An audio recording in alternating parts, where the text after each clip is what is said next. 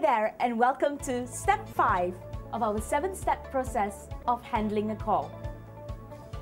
In this step, you will learn how to acknowledge the customer. Now, why is acknowledgement important?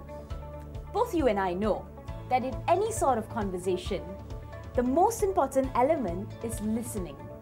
When someone is not listening to you, the trust level that you have in that person reduces. And sometimes you don't even want to say the things that you're meant to say. So it's very crucial that we show the customer that we are listening to them. Now, in a face-to-face conversation, this can be seen very clearly in a couple of things. You could see it in the facial expression of a person. You could see it in the body language of a person. You could even see if a person is nodding off. However, on the phone, all these elements do not exist. So how does the customer know that you're actually listening? Here's where powerful acknowledgement comes into play. Simple words that we use can show a person that we're really listening. And this actually helps move the conversation along, and it helps the customer to give you relevant information that you would require to give them a proper solution. Let's take a look at a couple of role plays that would show us how to use powerful acknowledgement words. So Roshni, I would want you to make sure that all participants have their training materials, and this needs to be at the beginning of the session, yeah? Absolutely, Julie. We would definitely do that. Okay, and we need to also make sure that tea breaks are scheduled for twice a day. That's brilliant. We will ensure that the participants take those tea breaks at those times, and we would also be sure to give them enough time. Would 15 minutes be okay for the tea breaks? Yes, I suppose 15 minutes is more than enough. And also if you could... Now that we've learned how to use acknowledgement words to show the customer that we are listening, let's take a look at another way that we can use in terms of acknowledgement. The next technique that we're going to look at is what we call paraphrasing. Now, what is paraphrasing?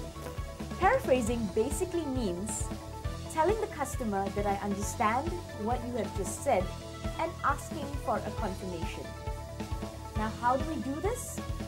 Basically, what we would do is to repeat whatever the customer has said in our own words to show them that we understand.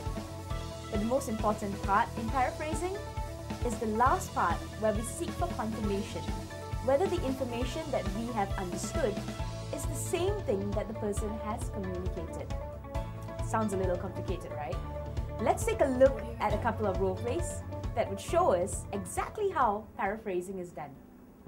I've already done my certification in call monitoring, and I'm looking forward to taking my certification in project management this year.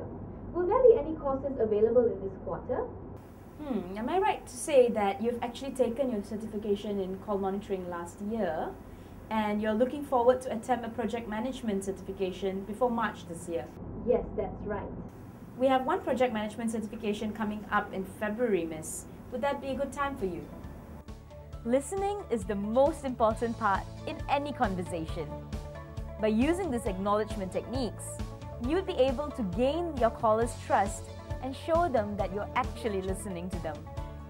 You would also ensure that what you're listening to is exactly what your caller wants.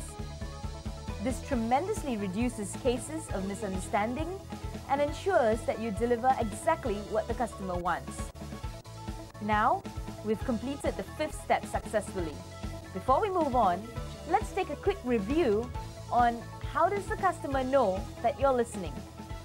Firstly, whenever the customer speaks to you, reply appropriately. You wouldn't want to be talking about something else when the customer is asking you their queries. Secondly, always acknowledge the customer with powerful acknowledgement words. And finally, use paraphrasing as a technique to ensure whatever you're listening to is exactly what the customer is trying to communicate to you. You have now completed step 5 of our 7-step process. Let's move on to our next step, which is how do you harness the power of questioning skills within a phone conversation.